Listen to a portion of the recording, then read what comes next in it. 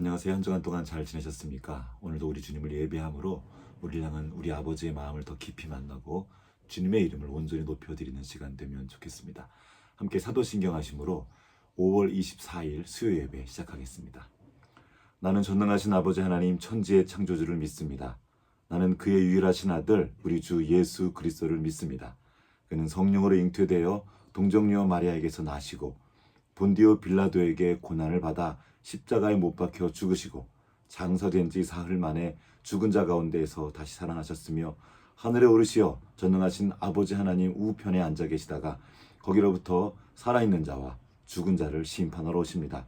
나는 성령을 믿으며 거룩한 공교회와 성도의 교제와 죄를 용서받는 것과 몸의 부활과 영생을 믿습니다. 아멘. 함께 찬송가 384장 나의 갈 길 다 가도록 함께 찬양하시겠습니다. 찬송가 384장입니다.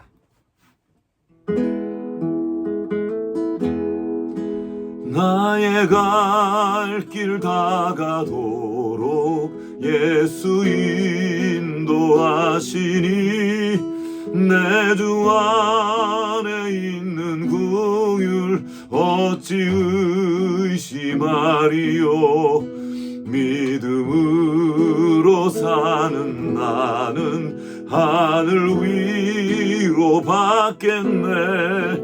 무슨 일을 만나든지 만사형통하리라. 무슨 일을 만나든지 만사형통하리라. 나의 갈 길 다 가도록 예수 인도하시니 어려운 일 당한 때도 족한 은혜 주시네. 나는 심히 고단하고 영혼 매우 가라나. 나의 앞에 반석에서 샘물 나게 하시네. 나의 앞에 반석에서 샘물 나게 하시네. 나의 갈 길 다 가도록 예수 인도하시리. 그의 사랑 어찌 큰지 말로 할 수 없도다. 성령 감화 받은 영혼 하늘 날아갈 때에 영영 보를 나의 찬송 예수 인도하셨네. 영영 보를 나의 찬송 예수 인도하셨네.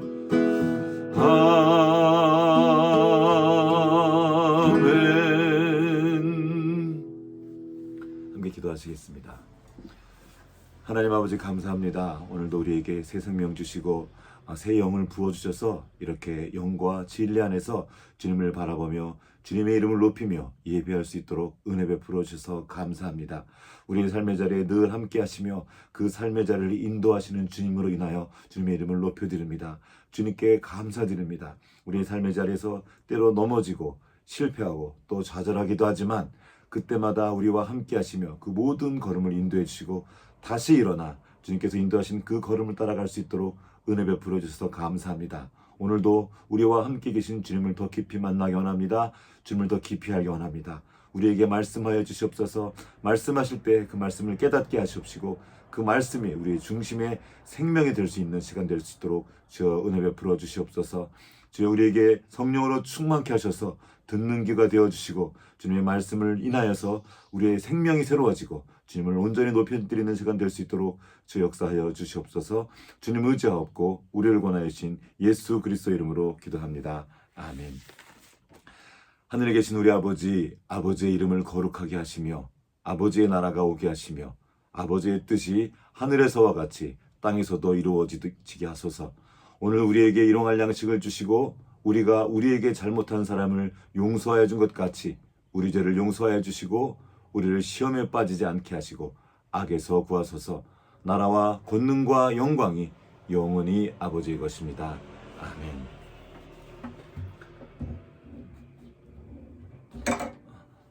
오늘 우리에게 주신 하나님의 말씀은 시편 1편 1절부터 3절까지의 말씀입니다. 시편 1편 1절부터 3절까지입니다. 복 있는 사람은 악인들의 꾀를 따르지 아니하며 죄인들의 길에 서지 아니하며 오만한 자들의 자리에 앉지 아니하고 오직 여호와의 율법을 즐거워하여 그의 율법을 취하로 묵상하는도다. 그는 시냇가에 심은 나무가 철을 따라 열매를 맺으며 그 잎사귀가 마르지 아니한 같으니 그가 하는 모든 일이 다 형통하리로다. 아멘. 계속 복 있는 사람에 대해서 함께 시리즈로 말씀을 나누고 있습니다. 지난 시간에는 우리 복 있는 사람은 주님의 율법을 즐거워해서 그 율법을 주야로 묵상하는 사람이라고. 억지로 해야 돼서 억지로 하는 것이 아니라 즐거워함으로 그 길을 따라가는 사람, 그 사람들이 복 있는 사람들입니다. 그렇게 말씀을 즐거워하며 묵상하는 그 사람이 바로 시냇가에 심은 나무처럼 철을 따라 열매를 맺는 사람인 것을 지난 시간에 함께 나누었습니다. 중요한 부분은 그 말씀이 땅 속에서 흐르고 있기 때문에 그 뿌리를 아래로 뻗친다는 겁니다. 더 낮은 곳으로, 더 낮은 곳으로. 그렇게 해서 그 말씀과 닿아 있는 삶이 될 때 그 삶에서 열매를 맺는 복된 삶의 자리가 된다는 말씀을 함께 나누었습니다. 오늘은 이어지는 말씀입니다. 3절 말씀을 다시 한번 읽어보도록 하겠습니다. 그는 시냇가에 심은 나무가 철을 따라 열매를 맺으며, 여기까지가 지난 시간에 한 거죠. 그 잎사귀가 마르지 아니한 같으니 그가 하는 모든 일이 다 형통하리로다. 아멘. 자, 이제 식물이 뿌리를 땅 아래로 내려서 지하수와 연결되고 시냇가에서 흘러나오는 그 습기를 만날 때 그 식물이 자라나게 됩니다. 건강하게 되죠. 메마른 시기가 와도 그 식물은 더 뿌리를 아래로 내려서 더 견고해지는 것을 지난 시간에 함께 나눴습니다. 이렇게 뿌리가 물과 연결될 때 이제 그 나무는 위로 자라나게 됩니다. 그리고 잎사귀가 펼쳐지게 됩니다. 잎사귀가 하는 역할이 뭐죠? 잎사귀는 광합성입니다. 위로부터 양분을 받는 거예요. 햇빛으로부터 양분을 받아서 그 안에 담아두는 것입니다. 이걸 과학에서 이렇게 얘기하더라고요. 식물이 빛을 이용하여 양분을 만들어내는 과정, 이것을 광합성이라고 한다고 합니다. 빛 에너지를 화학 에너지로 바꾸는 겁니다. 그 식물의 몸 안에서요. 이거를 영적으로 해석한다면 하나님의 그 말씀의 빛을 우리 몸의 양분으로 가져오는 겁니다. 우리 마치 식물이 그 잎이 풀어지고 청청해지는 것처럼 우리의 얼굴이 빛나고 우리의 그 삶이 말씀으로 가득 채워지는 것을 의미할 수 있겠습니다. 또 굉장히 큰 유익이 있습니다. 이 잎사귀가 하는 유익은, 이 식물들은 잎사귀로 세포 호흡을 한다고 합니다. 이산화탄소를 먹고 산소를 배출하는 겁니다. 우리가 살아가는 그곳을 다른 사람이 함께 살기 좋도록 만들어주는 겁니다. 공기를 바꿔주는 거예요. 큰 유익을 나누는 것입니다. 이게 잎이 하는 역할입니다. 나도 살고 주변 식물들도 그리고 다른 동물들도 함께 사는 그런 놀라운 은혜를 우린 이 잎사귀를 통해서 누릴 수 있습니다. 중요한 것은 이 잎사귀는 말씀의 뿌리 없이는 자라날 수 없다는 것입니다. 말씀의 뿌리가 없으면 그 잎사귀가 말라버리는 것입니다. 지금 잠깐 나눴던 것처럼 햇빛은 식물에게 너무나 큰 유익을 줍니다. 정말 좋은 겁니다. 그런데 아무리 좋은 햇빛이라도 뿌리가 없으면, 말씀의 뿌리를 내리지 않으면 그 식물은 말라 죽게 됩니다. 타 죽게 됩니다. 가장 중요한 것이 그래서 말씀을 담는 겁니다. 말씀과 연결되어 있는 거예요. 그 생명수와 연결되어 있지 않으면 그 태양은 오히려 우리에게 저주가 됩니다. 우리를 죽게 하게 되는 거죠. 그 빛이. 그러나 말씀의 뿌리가 내려져 있으면 이제 그 빛은, 그 햇빛은 광합성을 통해서 식물을 자라게 하고 그 주변에 있는 공기도 새롭게 하고 또 나중에 그 양분을 가지고 열매를 맺게 하는데 도움을 주는 놀라운 은혜의 이야기가 됩니다. 그리고 그때 이제 그 다음 구절이죠. 모든 일에 형통하게 되는 은혜를 누리게 되는 겁니다. 자, 여기서 한 가지 이제 질문을 하게 됩니다. 그러면 정말로 말씀을 주야로 묵상하고 즐거워하는 그 사람은 모든 일이 다 형통할까? 다 뻥뻥 뚫리고 다 잘 될까? 근데 질문을 해보면 좀 이상한 거예요. 이 시편을 쓴 사람도 과연 그 사람의 삶이 온전했을까? 이렇게 모든 게 형편했을까? 형통했을까? 우리는 다윗의 이야기를 알고 있습니다. 다윗은 하나님의 말씀을 즐거워하면서 그 율법을 묵상한다고 여러 곳에서 노래했습니다. 그런데 다윗의 인생을 한번 보십시오. 과연 형통했습니까? 처음에 잠깐 형통한 것처럼 보였으나 골리앗을 이기고, 그러나 그렇지 않았죠. 온통 어려운 일들과 꼬인 일들과 막 엉망입니다. 인생이 어려운 일들이 가득했어요. 그런데 왜 이 시편 기자는 말씀을 즐거워하는 그 사람은, 그 복 있는 사람은 모든 일이 다 형통한다고 했을까요? 성경의 다른 인물도 한번 살펴보면 금방 알 수 있습니다. 편안한 인생을 산 사람이 없습니다. 다 꼬였어요. 다 힘들었고 고난이 계속 이어졌습니다. 잠깐 힘들다가 계속 좋아진 게 아니고 힘든 일들이 계속 찾아왔습니다. 이게 성경 속에 나오는 인물들의 삶의 이야기입니다. 그런데 왜 여기 있는 이 시편 기자는 모든 일이 다 형통한다고 말했을까요? 많은 사람들의 이야기가 있지만 오늘은 그 중에서 아예 대놓고 모든 일이 다 형통했다고 기록한 사람이 있습니다. 바로 요셉입니다. 그 요셉의 형통의 이야기를 통해서 과연 이 모든 일에 형통한 것, 만사 형통한 것의 참된 의미가 뭘까? 그 비밀은 무엇일까? 한번 함께 찾아보면 좋을 것 같습니다. 창세기를 한번 가보겠습니다. 창세기 39장에 가면 이 뒷부분에 이런 말씀이 나옵니다. 마지막 23절인데요. 간수장은 그의 손에 맡긴 것을 무엇인지 살펴보지 아니하였으니 이는 여호와께서 요셉과 함께 하심이라. 여호와께서 그를 범사에 형통하게 하셨더라.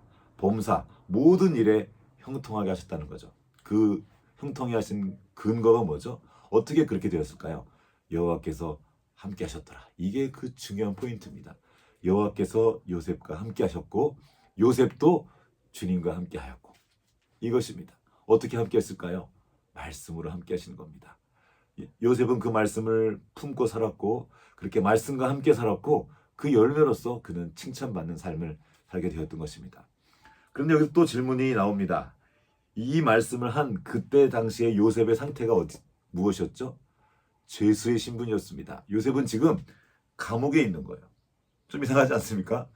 여호와께서 모든 일에 형통하게 하셨는데 요셉은 지금 왜 감옥에 들어와 있습니까? 이상하지 않습니까? 이런 일들이 계속 반복되었어요. 39장 앞부분에 보면 2절에 이런 말씀이 있습니다. 여호와께서 요셉과 함께 하심으로 그가 형통한 자가 되어 그의 주인 애굽 사람의 집에 있으니, 그가 형통한 자가 되었다는데 어디 있다고요? 애굽으로 팔려간 겁니다. 지금 요셉은 다른 사람도 아닌 자기 형제들에 의해서, 자기 형들에 의해서 팔려서 인신매매를 당해서 다른 곳에 지금 노예로 팔려와 있는 겁니다. 근데 이게 무슨 여호와께서 함께 하신 거고 이게 무슨 형통입니까? 또 좀 있으면 이런 일도 나와요.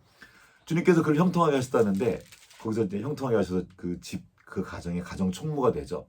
잘 열심히 있었는데 보디발의 아내, 그 주인의 아내가 유혹해서 누명을 쓰고 감옥에 가게 됩니다. 아니 만사 형통한다면서 왜 감옥에 가게 됩니까? 그것도 억울하게 누명을 쓰고 말입니다. 여기가 끝이 아닙니다. 아까 좀 전에 39장 마지막 절에서 범사에 그를 형통하게 하셨다고 했죠. 그래서 그가 지금 감옥의 모든 일들을 도맡아 하게 되었습니다. 그래서 감옥에 온 정치범들과 이야기를 하게 됐고 그러다가 두 사람에게 꿈을 해몽해 주죠. 한 사람은 그 꿈 해몽대로 죽습니다. 그리고 또 한 사람은 요셉이 꿈을 해몽해 준 대로 복직되어서 왕을 섬기는 자가 되었습니다. 그런데 이런 기록이 나와요. 40장 마지막 절입니다. 떡 굽는 관원장은 매달리니 요셉이 그들에게 해석한 것 되었으나 술 맡은 관원장은 요셉을 기억하지 못하고 그를 잊었더라. 지금 한 사람은 다시 술 맡은 관원장, 아주 높은 직책에 올라갔습니다. 왕의 비서와도 같은 일이거든요. 그런데 잊어버려요. 요셉이 얼마나 성실한지, 왜 억울하게 잡혀왔는지, 그리고 얼마나 탁월한 사람인지 그는 알고 있었습니다. 그런데 잊어버려요. 요셉에게 은혜를 입었잖아요. 그리고 41장 이렇게 시작됩니다. 만 2년 후에 바로가 꿈을 꾼 중. 그 꿈 해몽을 해주고 난 뒤에도 2년 동안 요셉은 그 감옥에서 썩습니다. 여러분 2년이 짧은 세월입니까? 요즘엔 군대도 2년이 안 되죠. 군대를 다시 한번 갔다 오는 그런 셈이에요. 이게 형통한 일입니까? 계속 요셉의 인생은 꼬이는 것만 같은데 왜 형통하다고 말했을까요? 무엇입니까? 이제 그 뒤에서야 우리는 알게 됩니다. 성경에서 말하는 형통은 우리가 아는 방식의 만사 형통과 다릅니다. 우리가 아는 만사 형통은 무엇입니까? 내가 원하는 대로, 내가 원하는 때에, 내가 원하는 방법으로 되는 겁니다. 내 마음대로 되는 게 만사 형통이라고 생각합니다. 그러나 아닙니다. 성경이 말하는 만사 형통은 하나님의 뜻이 이루어지는 겁니다. 하나님의 뜻이 그대로 성취되는 것, 이것이 진짜 형통입니다. 이게 왜 중요합니까? 하나님의 뜻대로 되어야 그것이 나에게도 좋은 일이기 때문입니다. 때로 내가 원하는 대로 되었지만 그것이 나에게 안 좋은 일일 때가 정말 많습니다. 우린 이걸 신뢰하는 거예요. 하나님의 뜻이 내 삶의 자리에 이루어지는 것이 나에게 가장 좋은 것임을 아는 것입니다. 그래서 눈앞에 벌어진 일 때문에 그냥 울고 웃고 하는 것이 아니라 어떤 일이 벌어져도 그 주님의 말씀을 붙잡는 것입니다. 이것이 바로 그 뿌리를 시냇가에 뿌리 내린 사람의 특징입니다. 흔들리지 않는 거예요. 더위가 와도 두려워하지 않고 가뭄은 해도 걱정이 없습니다. 왜요? 하나님의 뜻이 지금 내 삶의 자리에 이루어지는 것을 보고 있기 때문입니다. 그래서 지금 내 삶이 형통의 한 부분인 것을 보는 거예요. 실패해도 실패가 아닙니다. 그게 끝이 아닌 걸 아는 거죠. 지금 형통으로 가는 과정이라는 겁니다. 이걸 어떻게 할 수 있습니까? 자, 지금 시편 기자는 식물로, 나무로 비유하고 있습니다. 시냇가에 심은 나무가 철을 따라 열매를 맺는 것처럼 여기 보면 철을 따라라고 나와 있습니다. 옛날 성경에는 개역 한글에는 시절을 따라 이렇게 나와 있죠. 때가 있다는 겁니다. 그 때를 누가 주장합니까? 내가 주관하는 것이 아니에요. 그 때는 하나님이 주관하는 겁니다. 그 때가 되어야 열매가 맺는 겁니다. 식물이 열매를 맺는 때는 다 다릅니다. 어떤 거는 금방 맺지만 어떤 거는 몇 년이 걸려야 때를 맺습니다. 또 열매를 잘 맺는 나무도 촌형생 나무들은 열매가 좋지 않습니다. 먹을 수가 없다고 합니다. 몇 년이 있어야 우리가 먹을 만한 좋은 나무의 열매가 맺히는 거죠. 그 열매는 시간이 걸립니다. 뿌리가 내리고 줄기가 자라고 잎사귀가 커지고 꽃을 피우고 열매를 맺기까지 많은 시간이 걸리는 것입니다. 제가 또 특별한 어떤 경험이 있는데 하루는 저희 장모님이 저를 불러서 이렇게 꽃을 구경시켜 주는 거예요. 용솔란이라는 화초를 키우고 있었는데 이렇게 선인장처럼 생긴 겁니다. 약간 알로에처럼 생긴. 근데 이게 25년 만에 꽃을 피웠다는 거예요. 그러니까 그걸 보고 깜짝 놀랐는데 정말 2층 베란다에 있었는데요. 거의 2m 되는 큰 줄기가 기둥처럼 솟아 있고 거기에 하얀 꽃들이 타닥타닥 달려 있었습니다. 그것이 25년 만에 꽃을 피웠다는 거예요. 만약에 24년 동안 꽃에 물을 주고 그 선인장에 더 이상 이놈의 용설란 꽃도 안 피어내 그러고 버렸다면 어땠을까요? 그 꽃을 못 보는 거죠. 그 엄청난 꽃을. 제가 그날 용설란에 대해서 처음 들어가지고 한번 찾아봤습니다. 찾아봤더니 어떤 꽃은 60년 만에 꽃을 피운다고 합니다. 어떤 꽃은 80년 만에, 어떤 건 120년 만에 꽃을 피운다고 합니다. 그때는 아무도 모르는 거예요. 우리는 조급해합니다.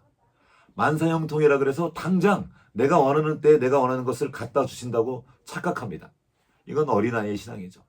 어린아이는 뜻대로 이루어지지 않으면 때를 씁니다. 왜 이거를 당장 나에게 주지 않냐고. 이해하지 못합니다. 엄마가 아무리 말해도 막 때를 써요. 왜 지금 안 주냐고. 당장 달라는 것입니다. 그러나 때로는 어머니가 주지 않는 것은 때로는 위험해서, 때로는 필요 없어서, 아직은 있으면 안 되니까 안 주는 것입니다. 너무 중요한 일이에요. 예를 들어서 핸드폰을 볼 수 있습니다. 핸드폰은 현대 문명의 이기입니다.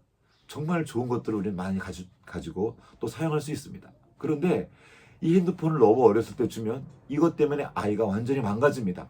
뇌가 발달하지 않아요. 정말 독약을 주는 것 같은 일입니다. 자, 핸드폰은 현대 문명이라는 일종의 빛입니다. 그런데 이 아이가 뿌리 내림이 없이 말씀에 뿌리 내리고 인격이 성장한 그 깊은 성장 없이 갑자기 그 빛을 맞으면 말라 죽어버리는 겁니다. 큰일 나는 거예요. 때가 필요합니다. 우리의 성공과 성취도 마찬가지입니다. 너무 이른 성공과 너무 이른 성취는 그를 망가지게 할 수 있습니다. 필요한 작은 성취들을 주님께서 우리에게 허락하십니다. 그러나 내가 준비되지 않을 때 오는 성공은 오히려 그에게 독이 될 수도 있습니다. 하나님이 아시고 가장 적절하게 해주시는 겁니다. 때로는 그것이 고난처럼 느껴집니다. 때로는 억울하기도 하고요. 때로는 답답하기도 합니다. 도대체 지금 왜 이런 일이 일어나는지 이해가 되지 않습니다. 그런데 하나님이 지금 일하고 계신 거예요. 그 메마른 시간을 통과하게 하십니다. 왜 통과하게 하신다고 했죠? 뿌리 내리는 겁니다. 메마를 때 나무는 더 아래로 뿌리 내린다고 해요. 그래서 뿌리가 깊어지고 넓어집니다. 그래서 그 나무는 바람이 와도 흔들리지 않는 견고한 나무가 되는 거죠. 주님께서 그 고난의 시간, 그 메마른 시간을 허락하셔서 우리의 뿌리를 견고케 하십니다. 왜 그렇죠? 그 뿌리가 깊어져야, 넓어져야 우리가 더 좋은 열매를 맺을 수 있기 때문입니다. 더 풍성한 열매를 맺을 수 있기 때문이에요. 이것이 주님이 우리에게 주시는 형통입니다. 만사 형통은 뚝 떨어지는 것이 아닙니다. 도깨비 방망이 아닙니다. 지니의 요술램프가 아닙니다. 자라나는 식물과도 같습니다. 열매 맺는 과정이 필요합니다. 뿌리를 내리는 시간도 필요하고 햇빛을 받는 시간도 필요합니다. 그리고 때로는 겨울 같은 시간을 보내기도 합니다. 나무의 나이트인 거죠. 견고해지는 것입니다. 그 시간을 통해 우리가 성장하고 더 자라나는 것입니다. 그렇게 주님은 우리의 인생을 형통으로 인도하십니다. 요셉도 그랬던 거예요. 그렇게 요셉은 하나님과 보내는 그 긴 시간을 통해 성장했고 자라났습니다. 그리고 이제 비로소 하나님이 주시는 그 복을 받아 누릴 준비가 되었습니다. 나중에 이제 요셉을 통해서 어떤 일이 일어나십니까? 이제 수많은 생명이 살아나게 하는 겁니다. 7년 풍년과 7년 기근이 있었죠. 그 7년 기근 동안에 수많은 사람들이 죽을 수밖에 없었습니다.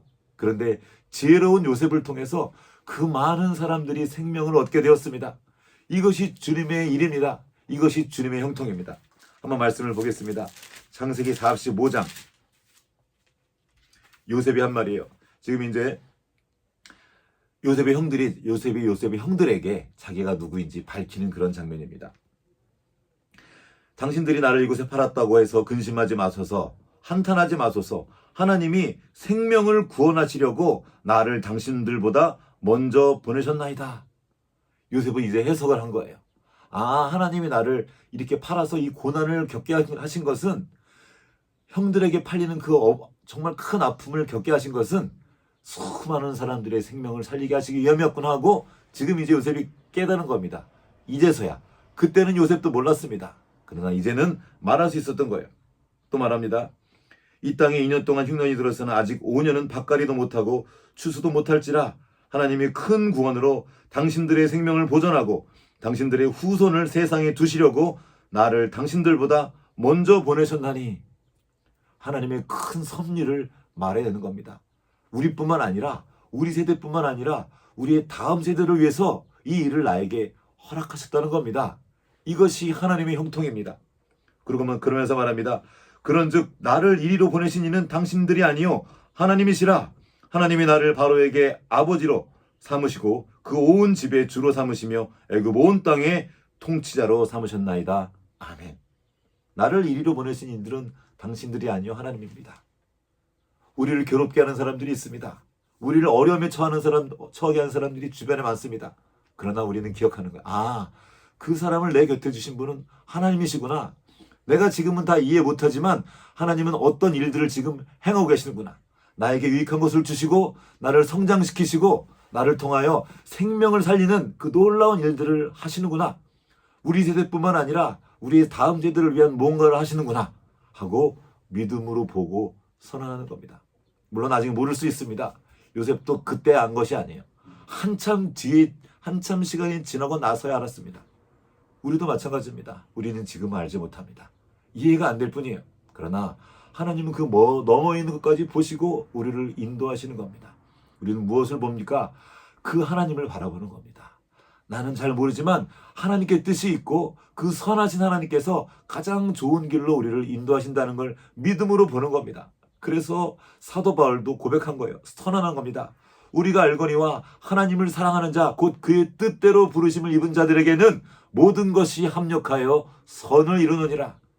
지금 나쁜 일처럼 보이는 그 일도, 지금 메마른 시간을 보내는 그 과정도, 고통스럽고 고민스럽고 힘겨운 시간을 보내는 그 모든 것들도 하나님이 사용하셔서 선을 이루실 것을 믿는 겁니다. 그때 하나님이 우리의 모든 삶을 형통케 하신 것을 깨닫게 되는 것이죠. 거기가 요셉이 받은 그 형통의 복은 거기가 끝이 아니었습니다. 어떤 일이 일어나죠? 사실 요셉의 가정은 정말 파탄난 가정이었습니다. 정말 콩가루 집안이라 그래도 소위 정말 엉망이었습니다. 형제가 서로 싸우고 나누고 심지어 동생을 팔아버리고 아버지의 편애 때문에 엉망이 된 가정이었습니다. 그런데 그 모든 엉망이 된 것들을 요셉을 통해 풀어내는 겁니다. 가장 가까이 있던 사람들, 그 가족의 꼬이고 꼬여있던 그 깊은 상처를 치유하는 일이 일어났던 겁니다. 그 일들을 통해서. 그때는 재앙처럼 보였습니다. 재앙이죠. 형들에게 팔려서 인신매매 당한 거니까. 그런데 그 재앙은 재앙이 아니라 평안이었던 겁니다. 그 일이 있어야 그 가정에 미래가 있고 소망이 있었던 것입니다. 이게 오늘 새벽에도 나누었던 그 예레미야의 고백이죠. 너희를 향한 나의 생각은 내가 안 하니 재앙이 아니라 평안이다. 미래와 소망, 장래를 주는 것이다. 이것이 하나님의 우리를 향한 뜻입니다. 우리에게 재앙처럼 느껴지지만 재앙이 아닙니다. 가뭄은 식물에게 재앙이죠. 그러나 하나님이 그 일을 통해서 새해를 행하시는 겁니다. 경고케 하시고 뿌리 내리게 하시고 자라게 하시는 겁니다. 이것이 끝이 아니었습니다. 자, 요셉이 지금 이제 형들을 만나고 다시 아버지를 만납니다. 그리고 어떤 일이 벌어지죠? 아버지 애굽과 아버지가 가나안 땅에서 다시 애굽으로 건너옵니다. 모든 가족이 다 애굽으로 건너와요. 그리고 440년 동안 그 애굽에서 그 가족이 시간을 보냅니다. 이것이 바로 하나님께서 아브라함에게 하신 약속입니다. 하나님은 그 요셉의 일을 통해서 하나님께서 친히 하신 그 약속을 이루십니다. 이것이 하나님의 형통이에요. 하나님의 형통은 하나님의 뜻이 우리의 삶의 자리에 이루어지는 겁니다. 또한 하나님의 그 선하신 계획이 우리의 삶의 자리에서 나타나고 열매 맺는 것입니다. 어떻게 해요? 하나님의 뜻이 하나님의 때에 하나님의 방법으로 이루어지는 것, 그것이 만사 형통의 비밀입니다. 하나님이 지금 우리의 삶의 자리에 함께 하십니다. 어떻게 해요? 말씀으로 함께 하십니다. 우리가 날마다 그 말씀을 즐거워하고 묵상하는 이유가 무엇입니까? 거기에 그 모든 비밀이 담겨져 있는 겁니다. 힘들지만 더 높은 수준의 기쁨이 있는 겁니다. 고통스럽지만 더 높은 수준의 기쁨을 아는 거예요. 그 즐거움을 아는 겁니다. 그래서 그 즐거움 때문에 참을 수 있는 거예요. 고통이 그냥 고통이 아닌 것입니다. 그 영원한 즐거움을 바라보고 나아가는 것입니다. 이게 만사형통한 자의 비밀입니다. 만사형통한 자는 나중에 그 일이 이루어진 다음에 기뻐하는 것이 아닙니다. 비록 지금 어렵고 고통스럽지만 그 길을 가는 중에도 기뻐하는 거예요. 하나님이 나와 함께 하시고 나를 선한 길로 인도하신다는 것을 믿음으로 보는 것입니다. 믿음으로 보는 것이 무엇입니까? 내 생각과 나의 느낌을 따르는 것이 아니라 하나님의 말씀을 듣고 그 말씀을 믿는 것입니다. 그리고 믿음으로 보고 그 길을 걸어가는 것이에요. 그러면 그 삶의 자리에 하나님이 맺으시는 열매들이 맺히고, 그것은 나도 먹고 나의 이웃이 함께 먹습니다. 그리고 나의 다음 세대도 함께 누리게 되는 것입니다. 더 중요한 이유는 하나님의 약속이 이루어진다는 것입니다. 하나님의 약속의 성취가 무엇입니까? 예수 그리스도를 통해서 우리가 구원을 받게 되는 겁니다. 구원받은 우리가 이제 하나님의 자녀로서, 그 창조주 하나님의 자녀로서 그 놀라운 생명의 진실을 나타내며 살아가는 겁니다. 부활 생명을 가진 그 생명을 가지고 어려운 시간들을 이겨낼 수 있게 되는 겁니다. 기쁨으로, 감사함으로 그 시간들을 걸어가는 것입니다. 이것이 바로 그리스도인의 만사 형통입니다. 오늘도 우리는 주님의 형통 가운데 있습니다. 주님께서 지금도 말씀으로 우리와 함께 하십니다. 우리가 그 말씀에 뿌리 내리고 주님과 함께 동행할 때 우리의 삶의 자리에 주님께서 맺으시는 그 아름답고 풍성한 열매들이 맺히게 될 것입니다. 같이 기도하시겠습니다. 하나님 아버지, 감사합니다. 오늘도 우리에게 말씀을 보내주시고 말씀으로 우리의 생명이 자라나게 하시며, 또 그 생명 안에서 우리가 뿌리 내리고 꽃 피우고 열매 맺게 하심이나요 감사드립니다. 또한 우리에게 은혜의 햇빛을 비추어 주셔서 감사합니다. 그 햇빛을 통해, 그 은혜를 통해 우리의 생명이 새로워지고 우리의 환경이 새로워지고, 그리고 그 중심에서부터 성장하고 성숙하여 주님이 기뻐하시는 그 열매를 맺게 하심을 인하여 감사드립니다. 우리에게 허락하신 그 모든 일들이 주님의 선하신 섭리와 계획 안에서 합력하여 선을 이루게 될 것을 믿습니다. 그렇게 주님과 함께 동행하는 우리의 삶을 통하여서 하나님의 선하신 뜻이 주님의 때에 주님의 방법으로 이루어질 것을 믿습니다. 주님의 뜻이 우리의 삶의 자리에 이루어질 때 그것이 바로 만사형통이며 그것이 바로 주님께 기쁨이 되고 우리에게 가장 큰 유익이 될 것을 믿습니다. 주여, 우리 눈을 열어주시고 우리와 함께 계신 주님을 보게 하여 주시옵소서. 우리의 삶을 형통케 하시는 그 형통의 길로 인도하시는 주님을 보게 하시고 주님을 예배하는 삶을 살아갈 수 있도록 주여 우리에게 은혜 베풀어 주시옵소서. 이 모든 것 허락하신 그리고 인도하신 주님께 감사드리며 우리 구주 예수님의 이름으로 기도합니다. 아멘. 지금은 교회의 머리 되신 우리 구주 예수 그리스도의 은혜와 하나님 아버지의 크신 사랑하심과 성령의 교통하심이 이제 말씀에 뿌리 내리고 그 햇빛을 받으며 주님 안에서 성장하고 성숙하며 많은 열매를 맺고 모든 것이 형통케 되는 그 은혜를 누리기 원하는 여기 모인 모든 주님의 자녀들 가운데 이제로부터 영원토록 함께 하시옵기를 간절히 축원하옵나이다. 아멘.